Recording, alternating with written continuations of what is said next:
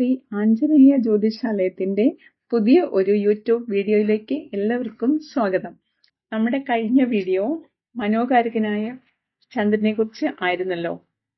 നമ്മുടെ ചന്ദ്രന്റെ ബലം കണ്ടുപിടിക്കുന്നത് എല്ലാവരും മനസ്സിലായി കാണുമെന്ന് വിചാരിക്കുന്നു. ഇനി അതിന്റെ തുടർച്ചയായിട്ടാണ് ഈ വീഡിയോ ചെയ്യുന്നത്.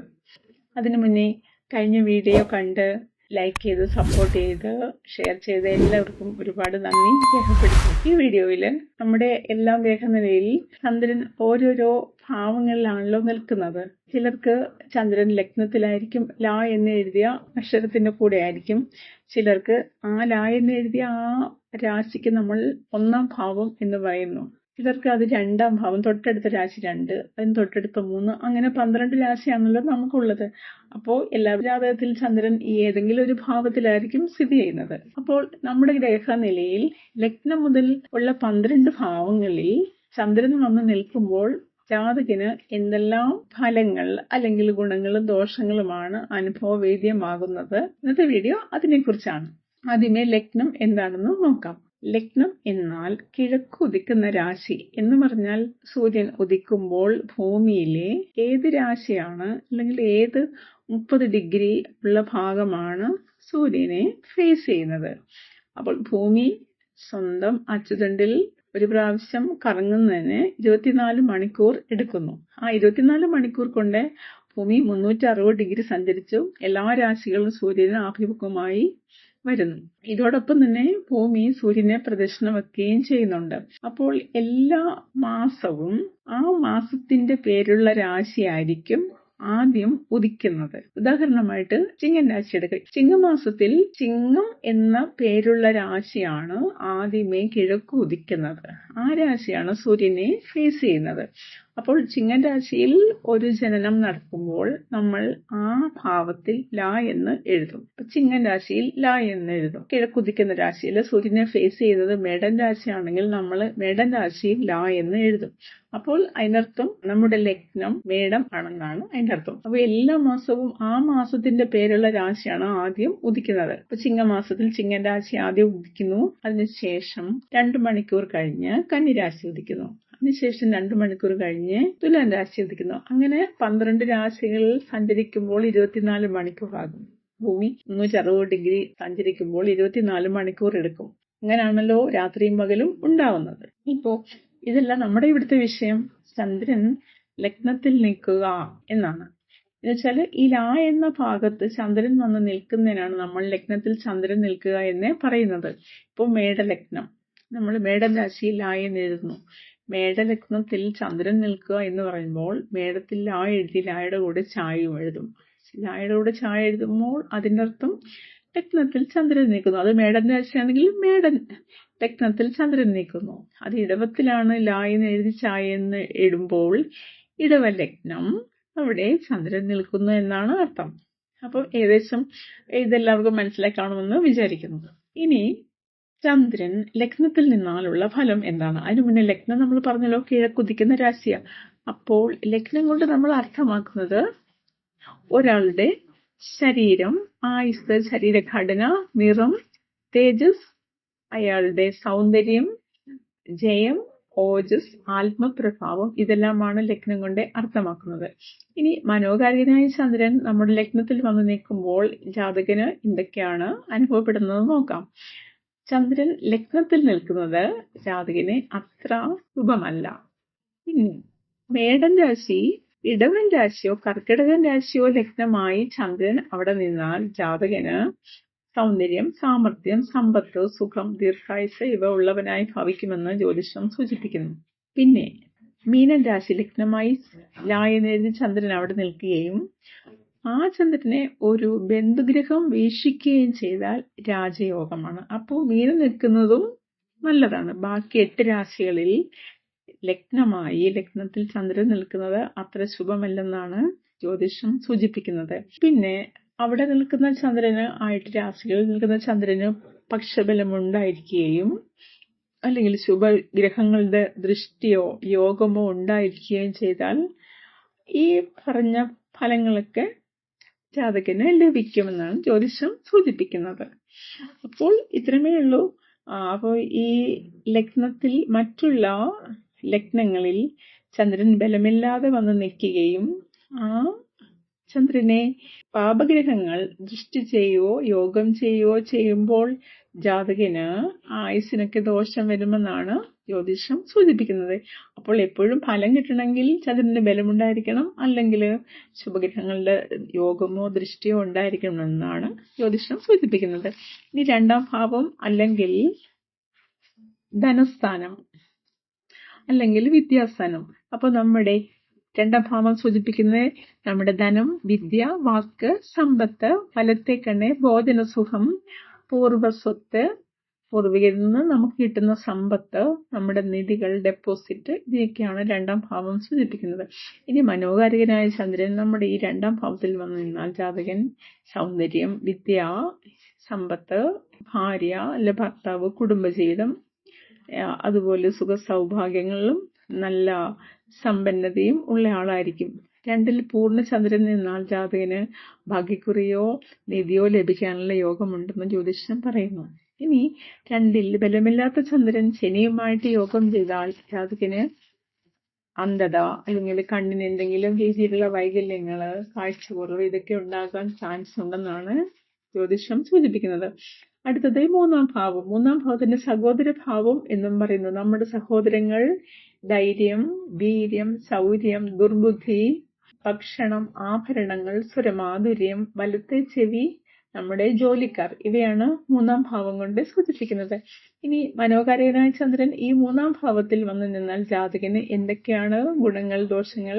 ധൈര്യം ഇല്ലാത്തവൻ, നല്ല കൈയശ്വരം ഉള്ളവൻ, ലുബ്ധൻ, ബലം ഉള്ളവൻ, ധനം, വിദ്യ, ഭോജനസുഖം ഇവയുള്ളവൻ, നല്ല സഹോദരങ്ങൾ ഉള്ളവൻ. ഇത്രയുമാണ് 3ാം ഭാവത്തിൽ ചന്ദ്രൻ വന്നു നിന്നാൽ ജാതകന് കിട്ടുന്ന ഗുണങ്ങൾ. ഇനി 4ാം ഭാവം അല്ലെങ്കിൽ മാതൃസ്ഥാനം. നമ്മുടെ വീട്, ഗൃഹനിർമ്മാണം, ബന്ധുക്കൾ, സുഖം, മാതാവ്, വാഹനം, വിദ്യാഭ്യാസം, കൃഷി, ഭൂമി, വില കൂടിയ ശയ്യ ഉപകരണങ്ങൾ, സൗരഭ്യം, പെർഫ്യൂംസ്, ഇവയൊക്കെയാണ് 4ാം ഭാവം അല്ലെങ്കിൽ മാതൃസ്ഥാനം കൊണ്ട് സൂചിപ്പിക്കുന്നത്. ഇനി മനോകാരകനായ ചന്ദ്രൻ 4ാം ഭാവത്തിൽ വന്നു നിൽക്കുമ്പോൾ ജാതകൻ സുഖം, സമ്പത്ത് ഇവയുള്ളവൻ, ദാനശീലൻ, കൃഷിയിൽ നിന്നും ധനം, മാതൃസുഖം, ഇവയൊക്കെയാണ് സൂചിപ്പിക്കുന്നത്. ഇനി 5ാം ഭാവം അല്ലെങ്കിൽ പുത്രസ്ഥാനം സൽസന്താനങ്ങൾ, ബുദ്ധിവൈഭവം, മനസ്സ്, ഉദ്യോഗലബ്ധി, പുണ്യസ്ഥാനം, അടുത്ത ജന്മം, മന്ത്രിസ്ഥാനം, ഉദ്യോഗം, ഗുണദോഷങ്ങൾ വിലയിരുത്താനുള്ള മുൻവിധി, ഇതൊക്കെയാണ് 5ാം ഭാവം കൊണ്ട് സൂചിപ്പിക്കുന്നത്. ഇനി മനോകാരകനായ ചന്ദ്രൻ ഈ 5ാം ഭാവത്തിൽ നിന്നാൽ സൽപുത്രന്മാർ, നല്ല ബന്ധുക്കൾ, ഭരണം നടത്തുന്നവൻ, പണം പലിശയ്ക്ക് കൊടുക്കുന്നവൻ, ദയാലു, ഇതൊക്കെയാണ് മനോകാരകനായ ചന്ദ്രൻ നമ്മുടെ 5ാം ഭാവത്തിൽ. പക്ഷബലം, ഈ അനുഭവങ്ങളൊക്കെ ഉണ്ടാവണമെങ്കിൽ ചന്ദ്രന് പക്ഷബലം ഉണ്ടായിരിക്കണം എന്നതാണ് ഏറ്റവും പ്രധാനപ്പെട്ട കാര്യം. ഇനി 6ാം ഭാവം അഥവാ രോഗസ്ഥാനം. രോഗം, അത് 6ാം ഭാവം സൂചിപ്പിക്കുന്നത് കള്ളൻ, ശത്രുക്കൾ, കാര്യവിഘ്നം, ഋണബാധ്യത, രോഗം, മുറിവ്, വ്രണം, ഭയം, വ്യാധികൾ, മനോദുഃഖം. ഇനി നമ്മുടെ ചന്ദ്രൻ വന്ന് ഈ 6ാം ഭാവത്തിൽ നിൽക്കുമ്പോൾ ജാതകന് എന്തൊക്കെയാണ് ഗുണങ്ങൾ, ദോഷങ്ങൾ? ക്രൂര സ്വഭാവം, ശരീരം ക്ഷീണിച്ചവൻ, മടിയൻ, എല്ലായിടത്തും തോൽവി സംഭവിക്കുന്നവൻ, ആയുർബലം കുറവുള്ളവൻ, ഇതൊക്കെയാണ് 6ാം ഭാവം കൊണ്ട് സൂചിപ്പിക്കുന്നത്. ഇനി 7ാം ഭാവം അഥവാ കളത്രസ്ഥാനം. നമ്മുടെ വിവാഹ ജീവിതം, ദാമ്പത്യം, ഭാര്യ, ഭർത്താവ്, നമ്മുടെ ആഗ്രഹങ്ങൾ, കാര്യസാധ്യത, ഔദാര്യം, ബഹുമാനം, സഞ്ചാരം, പുത്രഗുണങ്ങൾ, ഇവയാണ് 7ാം ഭാവം സൂചിപ്പിക്കുന്നത്. ഇനി നമ്മുടെ മനോകാരകനായ ചന്ദ്രൻ ഈ 7ാം ഭാവത്തിൽ വന്നു നിന്നാൽ ജാതകന് എന്തൊക്കെയാണ് ലഭിക്കുക? സമ്പത്ത്, സൗഭാഗ്യം, സൗന്ദര്യം, ബിസിനസ് ഉയർച്ച, നല്ല ഭാര്യ, നല്ല ഭർത്താവ്, ഇതൊക്കെയാണ്. ഇതെല്ലാം ലഭിക്കണമെങ്കിൽ ചന്ദ്രന് പക്ഷബലം ഉണ്ടായിരിക്കേണ്ടതാണ്. പക്ഷബലം കുറയുന്നതനുസരിച്ച് നമുക്ക് കിട്ടുന്ന ഫലങ്ങളിലും കുറവ് ഉണ്ടാവുന്നതാണ്. ഇനി 8ാം ഭാവം അല്ലെങ്കിൽ അഷ്ടമഭാവം അല്ലെങ്കിൽ ആയുർസ്ഥാനം. നമ്മുടെ ആയുസ്, രോഗം, മരണം, കടം, ആപത്ത്, അപവാദം, നാശം, വ്യാധികൾ, വിഘ്നങ്ങൾ, ഉപജീവന മാർഗം, ഔഷധം, സ്ത്രീകൾക്ക് വൈധവ്യം, പത്രനാശം എന്നിവയും 8ാം ഭാവം കൊണ്ട് സൂചിപ്പിക്കുന്നു. ചന്ദ്രൻ ഈ ഭാവങ്ങളിൽ നിന്നാൽ ജാതകന് എന്തൊക്കെയാണ് അനുഭവവേദ്യമാകുന്നത്? കലഹപ്രിയൻ, പല വിദ്യകൾ പഠിക്കുകയും പക്ഷെ ഒരു വിദ്യയും പൂർത്തിയാക്കാത്തവൻ സുന്ദരൻ, ആയുർബലം കുറഞ്ഞവൻ. അഷ്ടമത്തിലെ ചന്ദ്രൻ ശുഭയോഗം ചെയ്ത് ശുക്ലപക്ഷത്തിൽ നിന്നാൽ ജാതകൻ രാഹു യോഗം കൂടി ഉണ്ടെങ്കിൽ ജാതകൻ ഒരു ഡോക്ടറുമാകുമെന്ന് ജ്യോതിഷം പറയുന്നു. എന്ന് പറഞ്ഞാൽ ചന്ദ്രൻ അഷ്ടമത്തിൽ നിൽക്കുകയും ശുഭയോഗം ഉണ്ടായിരിക്കണം, ശുക്ലപക്ഷത്തിലായിരിക്കണം, രാഹുവിന്റെ യോഗവും കൂടി ഉണ്ടെങ്കിൽ ആ ജാതകൻ ഒരു ഡോക്ടർ ആകുമെന്നാണ് ജ്യോതിഷം പറയുന്നത്. ഇനി ചന്ദ്രന് ഏറ്റവും അനിഷ്ട സ്ഥാനമാണ് അഷ്ടമസ്ഥാനം. ഇനി 9ാം ഭാവം അല്ലെങ്കിൽ പുണ്യസ്ഥാനം.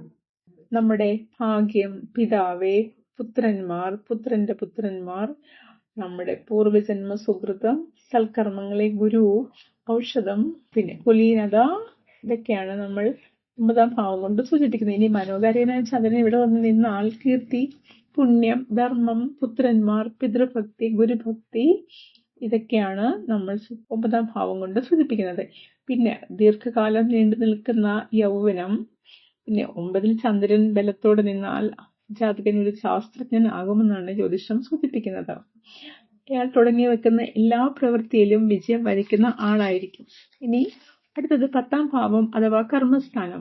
നമ്മുടെ തൊഴിൽ, ഉദ്യോഗം, ജലം, സൽകീർത്തി, അന്തസ്സ്, വിജ്ഞാനം, ധനപ്രാപ്തി, കർമ്മകുശലത, ഇവയാണ് 10ാം ഭാവം കൊണ്ട് സൂചിപ്പിക്കുന്നത്.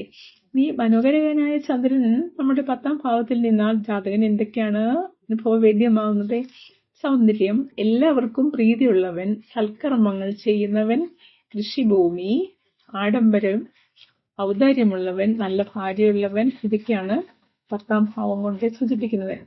10ലെ ചന്ദ്രൻ ഒറ്റയ്ക്ക് 10ാം ഭാവത്തിൽ നിൽക്കുമ്പോഴാണ് ജാതകന് ഈ ഗുണങ്ങളെല്ലാം പൂർണ്ണമായിട്ടും ലഭിക്കുന്നത്. എന്ന് പറഞ്ഞാൽ വേറൊരു ഗ്രഹം അതിനോട് ചേരുമ്പോൾ ചന്ദ്രനെ ഈ ഗുണങ്ങളെല്ലാം നമുക്ക് തരാൻ ഉള്ള കഴിവ് കുറയുമെന്ന് ജ്യോതിഷം സൂചിപ്പിക്കുന്നു.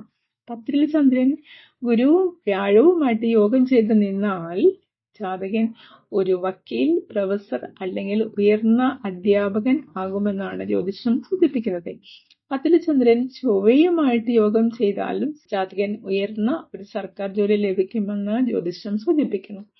ഇനി 11ാം ഭാവം അല്ലെങ്കിൽ ലാഭസ്ഥാനം.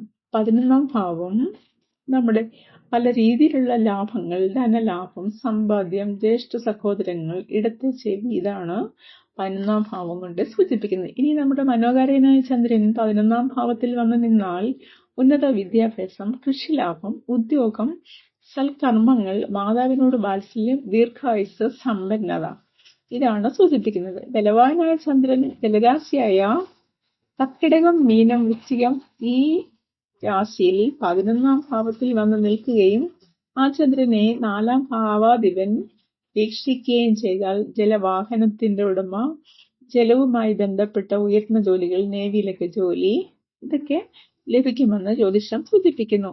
ഈ ജലരാശികൾ കർക്കിടകം, വൃശ്ചികം, മീനം, ഇവിടെ ബലമില്ലാത്ത ചന്ദ്രൻ നിൽക്കുകയും ആ ചന്ദ്രനെ ശനിയോ ചൊവ്വയോ ദൃഷ്ടി ചെയ്താൽ ജാതകൻ ഒരു മദ്യപാനശീലമുള്ള ആളായിരിക്കുമെന്ന് ജ്യോതിഷം സൂചിപ്പിക്കുന്നു. ഇനി 12ാം ഭാവം അഥവാ വ്യയസ്ഥാനം.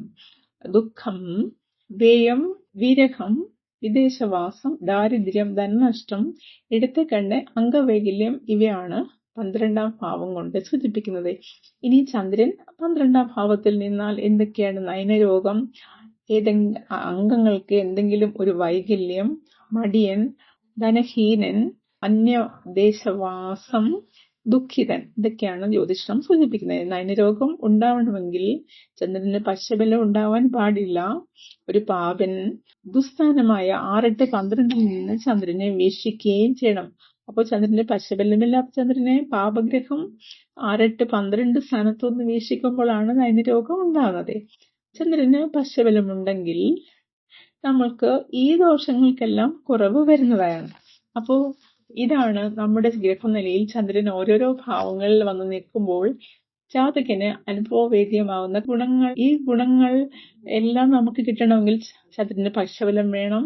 അല്ലെങ്കിൽ പക്ഷബലം കുറഞ്ഞാലും ചന്ദ്രൻ ശുഭക്ഷേത്രത്തിൽ ശുഭയോഗം ചെയ്യുകയോ ശുഭദൃഷ്ടി ചെയ്യുകയോ ചെയ്യുമ്പോൾ ചന്ദ്രന്റെ ദോഷങ്ങൾ കുറയും. അപ്പോൾ നമുക്ക് ഫലങ്ങൾ കൂടുതലായിട്ട് കിട്ടുന്നതായിരിക്കും. അപ്പോൾ നിങ്ങളെല്ലാവരും നമ്മുടെ ഗ്രഹനില എടുത്ത് നമ്മുടെ കുട്ടികളുടെ അല്ലെ ആരുടെ ഗ്രഹനില എടുത്തിട്ട് നമ്മൾ നോക്കണം നമ്മുടെ ചന്ദ്രൻ എവിടാ, ലഗ്നം 1, 1-ലാണോ 2-ലാണോ 3-ലാണോ? അപ്പോൾ എന്താണ് സൂചിപ്പിക്കുന്നത്? ചന്ദ്രൻ അവിടെ നിൽക്കുമ്പോൾ നമുക്ക് ആ ഫലങ്ങൾ കിട്ടുന്നുണ്ടോ കിട്ടുന്നില്ലയോ?